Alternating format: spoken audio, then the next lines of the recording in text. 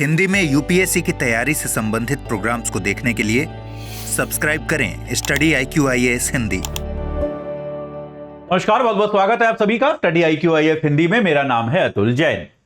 तो हमारे एनसीईआरटी की लेक्चर सीरीज में एक बार फिर आपका स्वागत है। मैं जानता हूं कि पिछली 2 क्लास इस सीरीज में नहीं हुई, लेकिन उसका एक कारण था कि हमारा जो मैंने अनाउंस भी किया था टेलीग्राम पर कि हमारा जो ये P2I बैच की लाइव क्लासेस हैं उनका ब्रॉडकास्ट किया जा रहा था। इस कारण से ये स्लॉट जो है उसके लिए ऑक्यूपाइड था। और हमारा चैनल जो है, जैसा कि आप जानते हैं, उसमें हर समय कुछ ना कुछ कार्यक्रम चल रहा होता है। तो उस कारण से 2 दिन के लिए ये क्लास जो है रोकने के लिए कहा गया। इस क्लास को हमने 2 दिन के लिए रोका। 2 बार ये क्लास जो है कुल मिलाकर नहीं हुई, लेकिन अब से शेड्यूल पे फिर से आ गई है, फिर से चालू हो जाएगी। ठीक है, चलिए। तो पिछली क्लास में हम अपने कक्षा 10 के एनसीईआरटी को खत्म करने की कगार पे थे एकदम। बस ये मान लीजिए कि एक ही क्लास में आज हम खत्म कर देंगे। तो कक्षा 10 की एनसीईआरटी के 5 चैप्टर्स हैं, वो पांचों चैप्टर हमारे खत्म होने की दिशा में तेजी से बढ़ चुके थे। हम आज अपनी कक्षा 10 की एनसीईआरटी को खत्म कर देंगे और उसके साथ ही हमारी फिर 9th और 10th की एनसीईआरटी खत्म हो जाएगी और अगली क्लास से फिर थोड़ा सीरियस बिजनेस चालू होगा। क्योंकि 9th 10th की एनसीईआरटी ठीक है, जरूरी है, उसमें से सवाल भी आते हैं, लेकिन आसान है। इसमें आप इस बात से इनकार नहीं कर सकते कि 9th और 10th की एनसीईआरटी जो है वो अपेक्षाकृत बहुत ज्यादा आसान है। 11th क्लास से जो आपको एनसीईआरटी मिलेगी, मैं आपको डराने की कोशिश नहीं कर रहा, मैं हूं, आप चिंता मत कीजिए। इतना आसान करके पढ़ाऊंगा कि मजा आ जाएगा आपको, लेकिन तब भी थोड़ा गंभीरता से उसको पढ़ना पड़ेगा क्योंकि उसमें अच्छा खासा कंटेंट है। और आगे जाके आप जब भी प्रॉपर यूपीएससी के लिए पढ़ाई करोगे तो ये 11th और 12th की एनसीईआरटी जो है ये आपके बेस के तौर पर काम करेगी। तो 11th 12th की एनसीईआरटी में बहुत ध्यान देना है, बहुत ज्यादा सचेत सतर्क रहना है। कुछ समझ में नहीं आए तो तुरंत पूछना है। 10th तक की एनसीईआरटी में डाउट कम आते हैं क्योंकि अपेक्षाकृत सरल है। बेसिक कॉन्सेप्ट पढ़ाए गए हैं जो हम सब लोग, जिस उम्र में आप लोग आ गए होंगे उस उम्र तक लोग जानते ही हैं। ठीक है, चलिए, लेकिन शुरू करते हैं अपनी चर्चा। उसका मतलब यह नहीं है कि सवाल इससे नहीं आते, सवाल यहां से भी आते हैं, तो इसको भी इग्नोर नहीं करना है, हल्के में नहीं लेना है। तो भाई हमारा 2025 के लिए जो आखिरी P2I बैच है वो आज सुबह 8 बजे से शुरू हो गया है। फास्ट ट्रैक बैच है, याद रखिएगा। AJ लाइव कोड लगाएंगे तो अब आपको, क्योंकि फेस्टिवल सेल है वो इस पर डाली गई है, वरना 2025 के बैच पर दिवाली सेल मिल नहीं पाती क्योंकि आखिरी बैच है ये, तो इसलिए यहां डाली गई है। 17,999 में आप इससे जुड़ सकते हैं। पूरा P2I बैच है, प्रीलिम्स मेंस इंटरव्यू सबकी तैयारी कराएगा आपको 2025 के लिए। दिन बचे हैं केवल 215 2025 की तैयारी में। 2025 के प्रीलिम्स में तो बेटा एकदम सॉलिड तैयारी करनी पड़ेगी, बहुत टाइम देना पड़ेगा, लेकिन ये आखिरी मौका है, इसके बाद ये मौका नहीं आएगा। तो आप जो है AJ लाइव कोड लगा के 17,999 में जुड़ जाइए, अपनी तैयारी को एक सही सटीक आकार प्रदान कीजिए। चलिए साहब, अब चलते हैं हमारी चर्चा पर वापस चलते हैं। तो हमारी चर्चा पे हम ये बात कर चुके थे पिछली बार, आपको MRP के बारे में मैंने आपको बताया था कि किस तरीके से एक अधिकतम मूल्य जो है वो डब्बे पर लिखा होता है। अब जो है उपभोक्ता के अधिकारों की जब हम बात करते हैं तो उपभोक्ता के अधिकारों में, जैसे आपको मैंने बताया कि कोई वस्तु जो है, जो भी उत्पाद आप ले रहे हैं, उसके प्रयोग करने की सही विधि क्या है, उसको कैसे, जैसे यहां तक कि आप देखेंगे अगर आप कोई शर्ट कपड़ा भी आप खरीदते हैं तो उस कपड़े पे भी लिखा होता है कि इसको इस तरह से धोएं, इस तरह से सुखाएं। लिखा होता है कि नहीं लिखा होता? कई बार आपको लगता भी होगा क्या फालतू इंस्ट्रक्शन लिख रखे हैं यार, अंदर पर्चियां लगा रखी हैं, लेकिन बेटा वो कानूनन है, वो जरूरी है। क्योंकि अगर क्या होता है, मतलब इसमें क्या होता है, कंपनियां अपने बचाव के लिए ऐसा लगाती हैं। कंपनियां आपको बताती हैं कि भैया हमारे कपड़े को इस तरह से धोने पर वो ज्यादा चलेगा, अच्छा चलेगा, और ताकि अगर आप ये कहो कि यार आपका कपड़ा खराब चला तो कंपनियां ये कह पाए कि भैया ये वॉशिंग इंस्ट्रक्शन थे, धोने के ये अनुदेश थे, क्या आपने इनका पालन किया? अगर आपने नहीं किया तो ये जो खराब हुआ है इसकी जिम्मेदारी आपकी है, कंपनी की नहीं है। ठीक है। एक्सपायरी डेट खाने की चीजों पर, दवाइयों पर, इन चीजों पर एक्सपायरी डेट लिखी जाती है, ये आप जानते हैं। एमआरपी लिखा जाता है। एमआरपी मैंने आपको लास्ट क्लास में भी बताया था। एमआरपी का मतलब ये नहीं है कि दाम और कम नहीं किया जा सकता। एमआरपी जो है वो अधिकतम खुदरा कीमत है। तो एमआरपी पे आप दुकानदार से मोलभाव कर सकते हैं। कई बार दुकानदार ये कहते हैं एमआरपी लिखा है इससे कम नहीं देंगे, लेकिन आप ऐसा नहीं है, दुकानदार का मार्जिन उसमें शामिल है। भाई दुकानदार जो आपको छूट देता है वो कहां से देता है? मान लीजिए कोई चीज 50 रुपए की है तो उसमें मान लीजिए 10 रुपए दुकानदार का मार्जिन है। तो दुकानदार अगर आपको छूट दे रहा है तो वो उन 10 रुपए में से दे रहा है कि भाई वो 10 की जगह 8 रुपए कमाएगा उस सामान को बेचने में, और उसमें से आपको 2 रुपए की छूट दे सकता है। तो ये दुकानदार कर सकता है, याद रखिएगा। तो एमआरपी जो है वो उस पे आप मोल भाव कर सकते हैं। यहां पर एक इंपॉर्टेंट चीज जो है वो आती है फिर से सूचना का अधिकार। चलिए आपको बताता हूं, मेरे ख्याल से लेक्चर 26 है, मुझे अब याद नहीं एग्जैक्टली नंबर क्या है, नंबर गलत हो तो हम बदल लेंगे, कोई बात नहीं है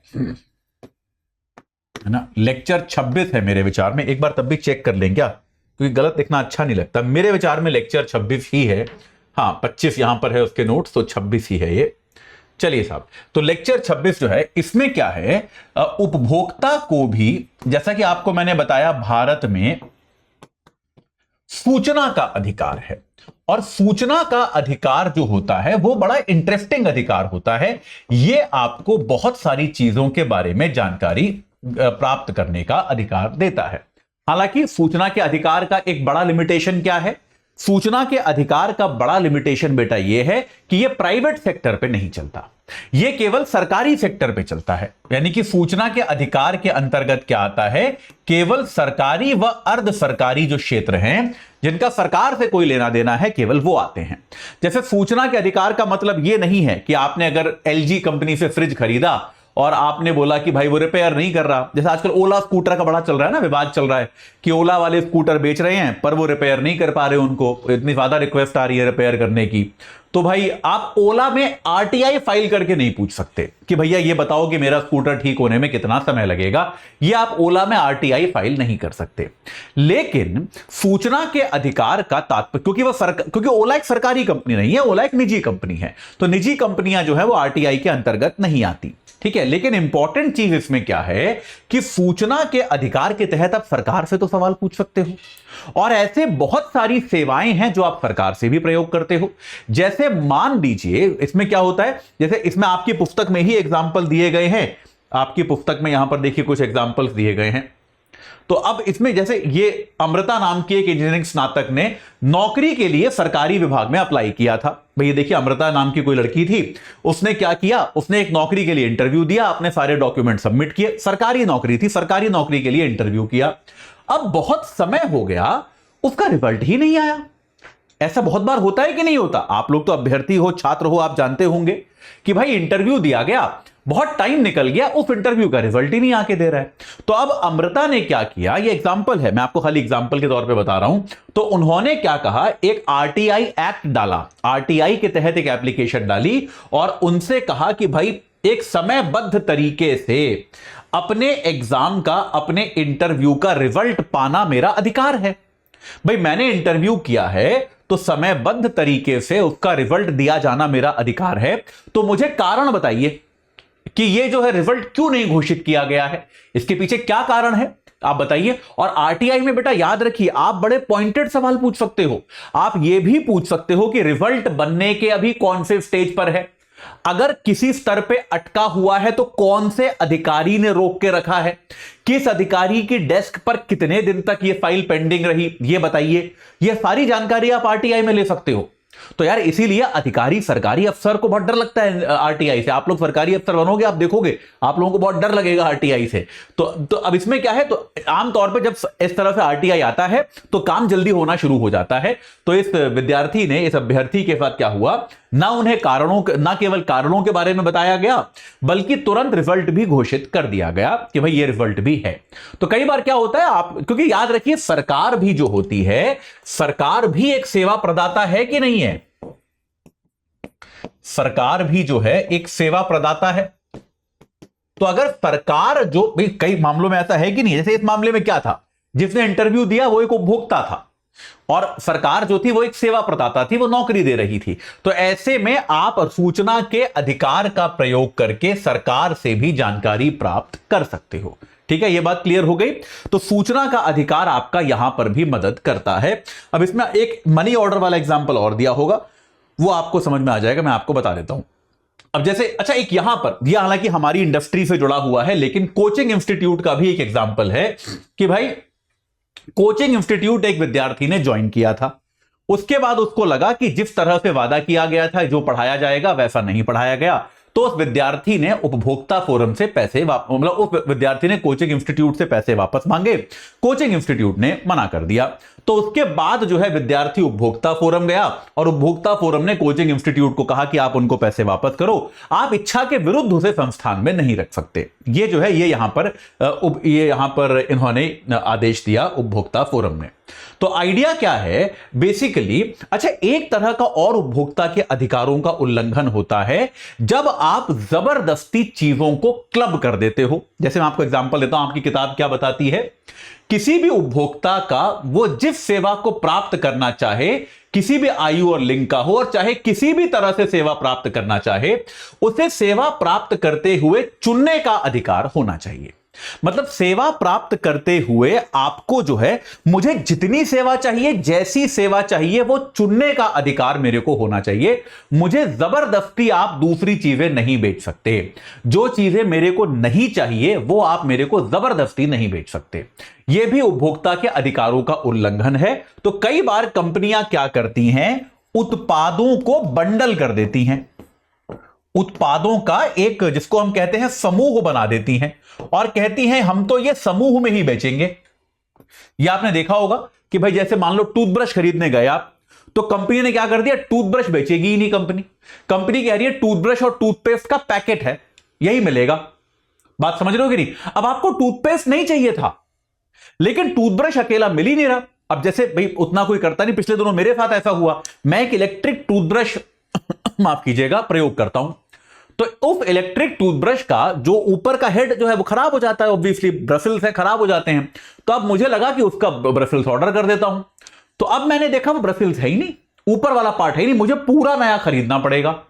बात समझ रहे हैं कि नहीं? जबकि अधिकार होना चाहिए, जब वो पार्ट डिटैचेबल है, निकल के अलग मैं उसको बदल सकता हूं, क्योंकि वो डब्बे में ही दो देते हैं। तो आप एक 3 का 4 का सेट बेच सकते हैं ना अलग से, पर आप नहीं बेच रहे हो क्योंकि आप चाहते हो कि उपभोक्ता जो है आपका पूरा का पूरा टूथब्रश नया खरीदे। तो यह भी एक तरह से उपभोक्ता के अधिकारों का उल्लंघन है,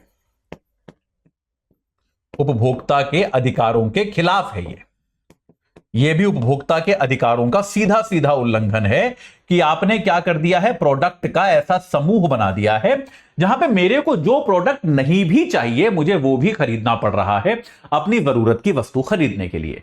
मुझे याद है जब मैं बहुत छोटा था, स्कूल में था, मैं उत्तर प्रदेश में रहता था और उत्तर प्रदेश सरकार ने क्या किया था, सरकारी किताबें जो हमारे यहां चलती थी वो बदल दी थी। तो नई किताबें बहुत कम आई थी, बहुत मुश्किल से आई थी भाई माफ कीजिएगा। तो नई किताबें कम आ रही थी, अभी बहुत कम मिलती थी। तो मैं एक शहर में रहता था यूपी के, वहां पर नई किताबें मिल नहीं रही थी। तो सारे स्टेशनरी वालों ने क्या कर दिया था कि किसी को भी किताब नहीं बेचेंगे केवल।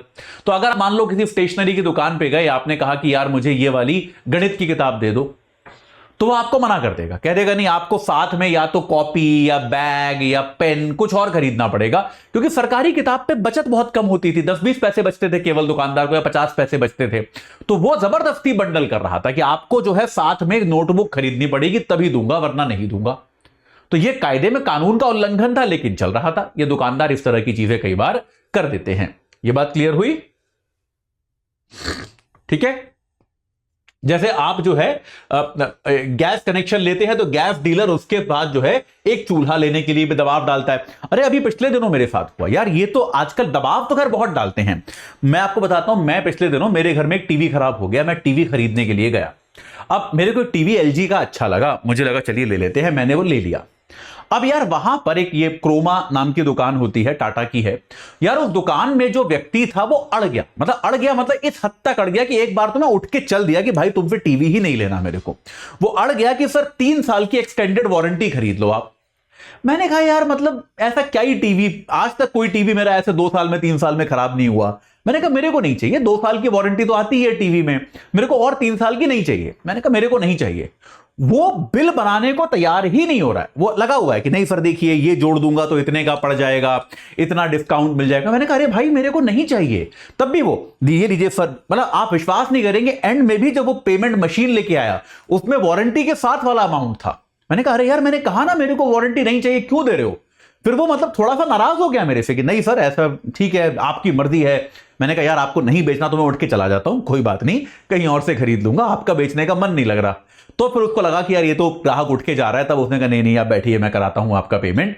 आप समझ रहे हैं कि नहीं? जो उत्पाद मेरे को नहीं चाहिए जबरदस्ती बंडल बना के मेरे को बेचा जा रहा है। वो एक बंडल बनाना ये भी जो है यह उपभोक्ता के अधिकारों का उल्लंघन है। ठीक है, अब देखिए इसका एक तरीका यहां बताया गया है कि इसके लिए अगर आपके साथ उपभोक्ता के तौर पर कुछ गलत होता है तो आप क्या करते हैं। एक एग्जांपल दिया है, एक व्यक्ति थे भाई, उन्होंने अपनी एक बेटी के लिए मनी ऑर्डर भेजा, घर में शादी थी, इवेंट था, मनी ऑर्डर भेजा। अब मनी ऑर्डर जो है वो टाइम पर नहीं मिला, जिस समय चाहिए था उस समय नहीं मिला, उसके बाद मिला। तो उन्होंने क्या किया, उनको जब पता चला तो उन्होंने पोस्ट ऑफिस में पूछताछ करी, पोस्ट ऑफिस ने प्रश्नों का सही जवाब नहीं दिया। तब वो क्या करने गए, वो उपभोक्ता संरक्षण परिषद में सलाह लेने गए और उसके बाद जो है उपभोक्ता विवाद निवारण आयोग में मुकदमा दर्ज करने गए और रजिस्ट्रेशन फॉर्म लेते हैं। ठीक है, तो इसमें आप क्या करेंगे, इसमें मामला दाखिल करने के तरीके क्या होते हैं इसको एक बार समझ लेते हैं। मामला क्या होता है, आप पहले किसी सेंटर से, एक आप निवारण केंद्र से काउंसलिंग ले सकते हैं। इस प्रकार के बहुत सारे उपभोक्ता निवारण केंद्र हैं जो आपकी मदद करते हैं, एक तरह से आपकी काउंसलिंग करते हैं कि भाई आप जो है क्या कर सकते हैं। उसके बाद अगला स्टेप क्या है, उसके बाद अगला स्टेप यह है कि आप उपभोक्ता विवाद निवारण आयोग में जाके मुकदमा दर्ज करते हैं। आप उपभोक्ता विवाद निवारण आयोग में जाकर आप यहां पर क्या करते हैं, मुकदमा दर्ज करते हैं। और इस मुकदमे के बाद दूसरी पार्टी को क्या मिलता है, नोटिस मिलता है। दूसरी पार्टी को नोटिस जाता है, भाई जिसके खिलाफ आपने मुकदमा दर्ज किया है उसको नोटिस जाता है कि भैया आपके खिलाफ मुकदमा दर्ज किया है, आप इस पर जो है अपना जवाब दें। ठीक है, आपने जवाब दिया गया, आप जवाब देते हैं। अच्छा, इसमें एक चीज और है, उसके बाद यह मुकदमा, उनको समय दिया जाता है 15 दिन 10 दिन, आप जवाब दीजिए अपना। उसके बाद यह मुकदमा शुरू होता है। इस मुकदमे में वकील की आवश्यकता नहीं होती, याद रखिए। यह मुकदमा जो है यह आप स्वयं लड़ सकते हैं, वरना बाकी मामलों में वकील आवश्यक होता है। लेकिन इसमें क्योंकि कानून का ऐसा कोई पेचीदगी नहीं है तो आप यह मुकदमा खुद लड़ सकते हैं। आप खुद जाकर कोर्ट में अपनी बात बता सकते हैं, अपना पक्ष रख सकते हैं। आपको किसी वकील इत्यादि पर खर्चा करने की जरूरत नहीं है। आजकल ऑनलाइन भी ये प्लेटफॉर्म्स आ गए हैं, ये मुकदमों की सुनवाई जो है वो ऑनलाइन लिंक के माध्यम से भी हो जाती है। उसके बाद न्यायालय जो है वो निर्णय सुनाता है। अगर निर्णय आपके पक्ष में होगा तो फिर आपको जो भी आपका उत्पाद होता है वो मिलता है। अक्सर आपको क्षतिपूर्ति भी मिलती है कि भाई आपको जो मानसिक कष्ट हुआ, जो आपको संकट उठाना पड़ा, उसके लिए भी आपको जुर्माना देखने को मिलता है। तो इस प्रकार से यह मुकदमा जो है आमतौर पे लड़ा जाता है, जज जो है वो फैसला सुनाता है। ठीक है, तो भारत में क्या हुआ है, बहुत सारे संगठन हैं जिन्होंने उपभोक्ता आंदोलन को बनाया है। इनको हम उपभोक्ता संरक्षण परिषद में कहते हैं। जैसा आपको मैंने बताया, उपभोक्ता संरक्षण परिषद क्या है,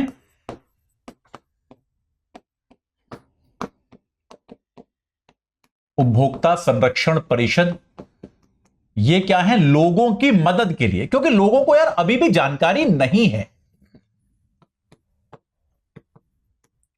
ये लोगों की सहायता के लिए ये संगठन बनाए गए हैं कि आप जो है सहायता कीजिए लोगों की। और मतलब लोग जो हैं उनको अगर उपभोक्ता मामलों का कोई मुकदमा चाहिए, उनको अगर कोई मामला इस तरह का लड़ना है, उनके साथ कुछ गलत हुआ है, तो आप उनकी सहायता कर पाएं, उसके लिए ये संगठन जो है उपभोक्ता संरक्षण परिषद ये बनाए गए हैं। ठीक है, तो ये क्या करते हैं, कई बार ये किसी उपभोक्ता का प्रतिनिधित्व भी कर देते हैं। ठीक है, तो ये बात क्लियर हो गई। इसके लिए एक बंटवारा भी किया गया है। जैसे आप देखेंगे 1 करोड़ तक का जो मामला है उसका जो निस्तारण है वो जिला स्तर पे होता है। 1 से 10 करोड़ तक का राज्य स्तर पे होता है और 10 करोड़ से ऊपर वाले का राष्ट्रीय स्तर पे होता है। तो इसमें आपके न्यायालय जो है वो जिला, राज्य और राष्ट्रीय स्तर के होते हैं। तो जिला स्तर पर 1 करोड़ रुपए तक जिसके मूल्य है, 1 करोड़ रुपए तक के जो मामले होते हैं वो जिला स्तर पे निपटाए जाते हैं।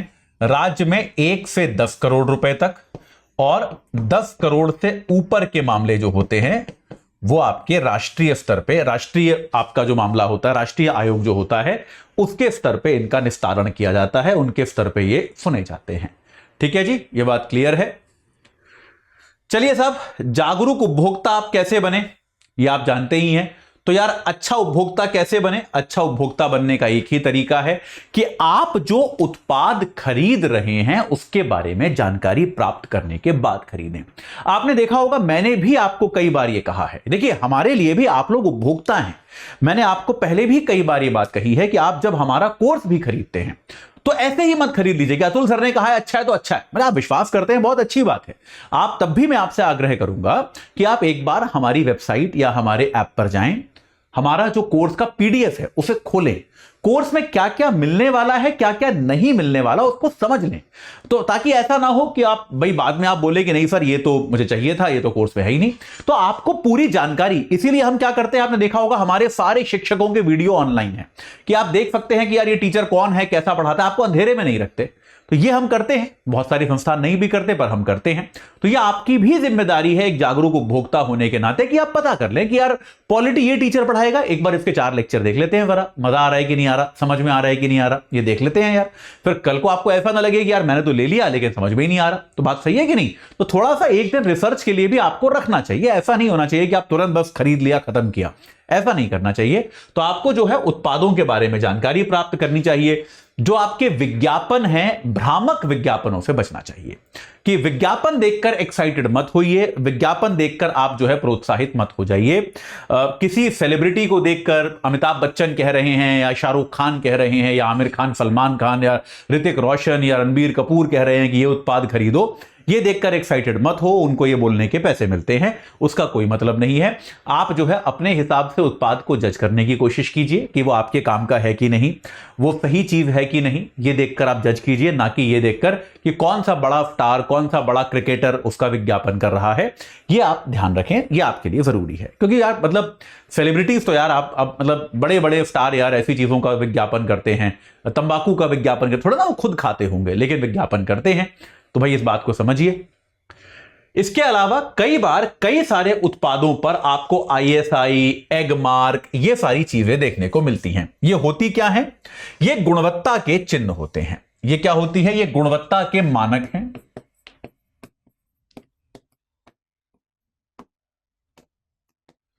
गुणवत्ता के मानक क्या हैं? जैसे ISI मार्क है। तो ISI मार्क क्या होता है? बहुत सारे उत्पादों पर क्या होता है, ISI, एग मार्क, हॉलमार्क, ये सब आपने देखा होगा। ये या फिर कॉयर बोर्ड का मार्क, ISI, एग मार्क, ये क्या हो गया, ठीक है, कॉयर बोर्ड मार्क, ठीक है। ये सब चीजें जो है आपने देखी होंगी कई बार। तो ये क्या होता है, कई ऐसे इंडिपेंडेंट संस्थान बनाए गए हैं, ये संगठन बनाए गए हैं जो वस्तुओं की गुणवत्ता की जांच करते हैं। और अगर उस जांच में वस्तुएं, उत्पाद, प्रोडक्ट जो है वो खरे उतरते हैं तो उनको अपना स्टैंप, अपना मार्क ये देते हैं। तो क्या होता है भाई, तो मान लीजिए मैं एक कोई वस्तु बना रहा हूं और मैं चाहता हूं कि भाई ये बहुत अच्छी गुणवत्ता की वस्तु है, तो मैं उसकी जांच कराऊंगा ISI संस्था से।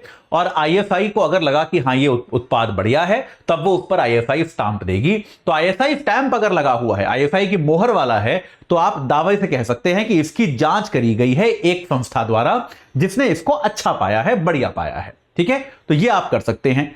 कई सारी ऐसी चीजें जो थोड़ी खतरनाक होती हैं, जिनका ग्राहक के जीवन पर प्रभाव पड़ सकता है, उनके लिए ISI मार्क वगैरह लेना मैंडेटरी किया गया है कि आप बेच ही नहीं सकते अगर आप ISI मार्क नहीं लोगे। जैसे मान लो आपका LPG सिलेंडर है, आपके घर में जो गैस का सिलेंडर रखा होगा, जाके देख के आइए, ISI मार्क के बिना वो सिलेंडर बेचा ही नहीं जा सकता, क्योंकि वो तो खतरनाक चीज है। तो अगर उसकी गुणवत्ता में थोड़ा भी गड़बड़ हो गया तब तो यार दिक्कत हो जाएगी। तो आपके यहां जो सिलेंडर आएगा, वो सिलेंडर निश्चित तौर पर आपका जो है वो ISI मार्क के साथ आएगा। ये आप देखेंगे इलेक्ट्रिक अप्लायंसेज आपके जो होते हैं, आपके घर में मान लीजिए हीटर है या इमल्शन रॉड है, तो आप देखेंगे उन सब पे ISI मार्क आप यहां पर देख पा रहे हैं। ऐसा ISI मार्क ऐसा बना होता है, एक ऐसा S होता है और यहां पर I होता है, यहां पर I होता है, ऐसा ये ISI मार्क होता है। तो आप देखेंगे इस तरह का ISI मार्क आपको आमतौर पे आपके घर के उत्पादों में, इलेक्ट्रिक उत्पादों में मिल जाएगा। ठीक है, इसके अलावा मतलब क्वालिटी के लिए बहुत सारे मार्क्स होते हैं जो अलग अलग उत्पाद पर लगे होते हैं। बहुत सारे उत्पादों पर सरकार ने इसको मैंडेटरी भी किया है कि आपको लेना ही पड़ेगा। अगर नहीं लोगे तो आप उत्पाद नहीं बेच पाओगे। ठीक है, यह बात क्लियर हो गई। चलिए साहब, उपभोक्ता आंदोलन के लिए भारत में क्या होता है भाई? भारत में 24 दिसंबर को हम राष्ट्रीय उपभोक्ता दिवस मनाते हैं। 24 दिसंबर क्या होता है हमारे यहां? राष्ट्रीय उपभोक्ता दिवस के तौर पे मनता है, क्रिसमस से एक दिन पहले। ऐसे याद कर लीजिएगा तो याद रह जाएगा। राष्ट्रीय उपभोक्ता दिवस होता है। क्यों? क्योंकि 24 दिसंबर के दिन ही हमारे यहां कानून आया था, जो हम कोपरा कानून के बारे में आपको मैंने बताया, उसी दिन हमारे यहां यह कानून लागू हुआ था। तो 24 दिसंबर को हम क्या करते हैं अपने यहां, इसको 1986 में हम इसको ये कानून लेकर आए थे। तो 24 दिसंबर को हम अपने यहां राष्ट्रीय उपभोक्ता दिवस के तौर पर मनाते हैं। ठीक है, देश में 2000 से ज्यादा उपभोक्ता संगठन हैं, 50-60 ही अपने एक पूरी तरह से रजिस्टर्ड हैं। इस बात को आप मानते हो कि नहीं मानते कि उपभोक्ता मामलों को लेकर जितनी अवेयरनेस भारत में होनी चाहिए उतनी नहीं है? इस बात से सहमत हो कि आप नहीं हो? यार अपने रोजमर्रा के, देखिए इस बात को समझिए, मैं पढ़ाता हूं, मैं कानून को समझता हूं, लेकिन तब भी यह प्रोसेस इतना आसान नहीं है कि मैं शिकायत कर पाऊं। बात सही है कि नहीं? मैं आपको एग्जांपल देता हूं। मेरी अपनी एक घड़ी थी, एक फिटबिट नाम की कंपनी आती है, उनकी घड़ी थी। तो उनका भाई क्या होता है, एक उनका इंडिया में कुछ है नहीं, तो वो बाहर की घड़ी है, अगर 1 साल के अंदर खराब हो गई तो वो बदल देते हैं, उसके बाद खराब हो गई तो वो कुछ नहीं करते। ठीक है, सर्विस करते नहीं वो लोग। तो एक बार मेरी वो घड़ी ऐसे कुछ 1 साल 10 दिन हुए थे, बस 1 साल से 10 दिन ऊपर थे, खराब हो गई। उन्होंने कहा अब हम कुछ नहीं कर सकते। मैंने ऑनलाइन उपभोक्ता फोरम में शिकायत दर्ज करी। उपभोक्ता फोरम ने फिटबिट कंपनी को नोटिस भेजा, ये मेरे सामने हुआ, मैंने देखा। फिटबिट कंपनी ने उस नोटिस का जवाब भी नहीं दिया। कंपनी ने कहा हमें नहीं देना जवाब, जो करना है कर लो। अब मेरे पास विकल्प था कि मैं उपभोक्ता अदालत में जाकर उसकी शिकायत करूं, लेकिन जानकारी होते हुए भी कि अपेक्षाकृत एक सरल प्रक्रिया है, मैं नहीं गया। मैंने कहा छोड़ यार, घड़ी है, दूसरी ले लेंगे, कोई बात नहीं, आगे से कभी नहीं लेंगे। कंपनी ने ग्राहक खो दिया, वो एक अलग बात है कि भाई पहले मैं फिटबिट की घड़ियां यूज करता था, फिर मैंने बंद कर दी, दूसरी कंपनी की घड़ी खरीदनी शुरू कर दी। लेकिन मैं जाके उपभोक्ता मामलों में कुछ ज्यादा मैंने कुछ किया नहीं। इसके अलावा भारत में आप देखोगे बहुत सारी शॉपिंग जो होती है वो छोटे फुटकर दुकानों से होती है, और इसके अलावा ज्यादातर खरीदारी के समय कोई रसीद भी नहीं दी जाती। भाई आप अगर कोई सामान लेके आते हो, सच्चाई एकदम सच्ची बात है, बड़ा सामान एक अलग बात है, जहां पे आपने टीवी खरीदा, कार खरीदी, तो उसका बिल होगा ही होगा। लेकिन अगर आप छोटा मोटा कोई सामान लेके आते हो, आप बाजार जाके एक ये पर्स लेकर आए अब कहीं से दुकान से, बिल लेते हो क्या? आप नहीं लेते ना यार आप बिल। तो आप बिल नहीं है तो ये सिद्ध करना बड़ा मुश्किल है कि कहां से लिया गया। इसके अलावा मतलब आमतौर पे अवेयरनेस इतनी कम है इस तरह की चीजों की कि इवन कंपनियों को भी उपभोक्ता कानून से ज्यादा कुछ डर लगता नहीं है। तो उपभोक्ता कानून को लेकर भारत में अभी बहुत ही ज्यादा एक ये कम अवेयरनेस, इसको हम कह सकते हैं, है। 2019 में इस कानून में संशोधन किया गया। एक तो कम जागरूकता है, यह बात तो सच है, ठीक है। दूसरा 2019 में इसमें शामिल क्या किया गया, इंटरनेट पर शॉपिंग जो है, इंटरनेट पर आप जो शॉपिंग करते हो उसको भी इसमें शामिल कर लिया गया कि भाई अब आपने मान लीजिए अमेजॉन से कोई चीज खरीदी या फ्लिपकार्ट से खरीदी, तो भाई अब वहां तो आप दुकानदार को जानते ही नहीं, आपने तो इंटरनेट से खरीदी है। तो 2019 में क्या किया गया, इसको भी, इंटरनेट पर शॉपिंग को भी कानून में शामिल किया गया। इसको भी जो है कानून में संशोधन करके कहा गया कि यार इंटरनेट पर भी अगर कोई शॉपिंग करेगा तो ये शामिल होगा।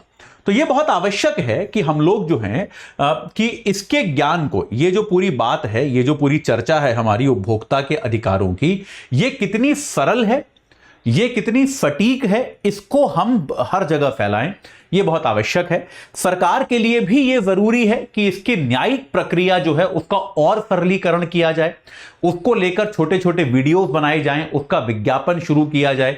जैसे जागो ग्राहक जागो टाइप का कैंपेन आपने देखा होगा, कुछ इस तरह की केस स्टडी बनाई जाए जो जनता को बताई जाए, बच्चों को स्कूलों में पढ़ाया जाए, जो कि पढ़ाने की कोशिश देखिए की जा रही है क्योंकि एनसीईआरटी बच्चों की ही किताब है। तो भाई ये सारी चीजें करने की आवश्यकता है ताकि उपभोक्ता अधिकारों को लेकर जो एक अभी भी लोग अंधेरे में हैं, लोगों को पूरी जानकारी है नहीं, ये जानकारी ठीक तरह से हो जाए और लोग इसका प्रयोग कर पाए। जरूरी है यार, ये मतलब ये गलत चीज है, ये अगर इसका ना होना एक गलत चीज है, तो ये प्रयास जो है लगातार किए जाने चाहिए। ठीक है, चलिए, तो इसी के साथ कक्षा 10 की एनसीईआरटी हम खत्म करते हैं। 2-4 मिनट और है हमारे पास, लेकिन अब अगली क्लास 4 मिनट के लिए क्या शुरू करेंगे। तो बस चलिए आज यहीं पर रुकते हैं। अब आपको एक बार फिर से बता दूं कि भाई फास्ट ट्रैक बैच जो है हमारा 2025 का, उससे जुड़ने का टाइम आ गया है, क्योंकि वो बैच आज सुबह 8 बजे से शुरू हो चुका है। एजे लाइव कोड लगाना है, 17,999 में मिल जाएगा। अब तक का सबसे कम दाम है 2025 में। 2025 के लिए इसके बाद कोई बैच नहीं आएगा, ये याद रखिएगा। अच्छा, अगर आपको एनसीईआरटी या बाकी किताबें पढ़ने की तकलीफ हो रही है कि यार किताबें कैसे पढ़ी जाएं, तो 18 किताबों का हमारा स्टडी IQ IAS हिंदी का सेट है, हिंदी भाषा में है, याद रखिएगा। एजे लाइव कोड लगा के 4,500 रुपए में जुड़ सकते हैं। 18 किताबें हैं पूरे यूपीएससी के सिलेबस की। ये किताबें खरीद लोगे, इनके अलावा कोई किताब और नहीं खरीदनी पड़ेगी। और इसके अलावा अगर आपको एनसीईआरटी की किताबें पढ़नी है, लगता है यार एनसीईआरटी पढ़ने में तो बोरिंग लग रहा है, खुद से कैसे पढ़ें, तो 5 किताबें हैं, हिस्ट्री, ज्योग्राफी, पॉलिटी, इकोनॉमिक्स और 5वां क्या रह गया, साइंस एंड टेक्नोलॉजी। तो ये पांचों की हिंदी भाषा में है। क्या इंपॉर्टेंट है क्या नहीं, उन सबको हमने ठीक से कंपाइल किया है।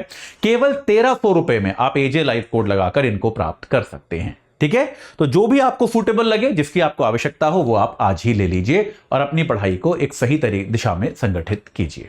इस चर्चा से जुड़ने के लिए आप सभी का बहुत बहुत धन्यवाद। हिंदी में यूपीएससी की तैयारी से संबंधित प्रोग्राम्स को देखने के लिए सब्सक्राइब करें स्टडी IQ IAS हिंदी।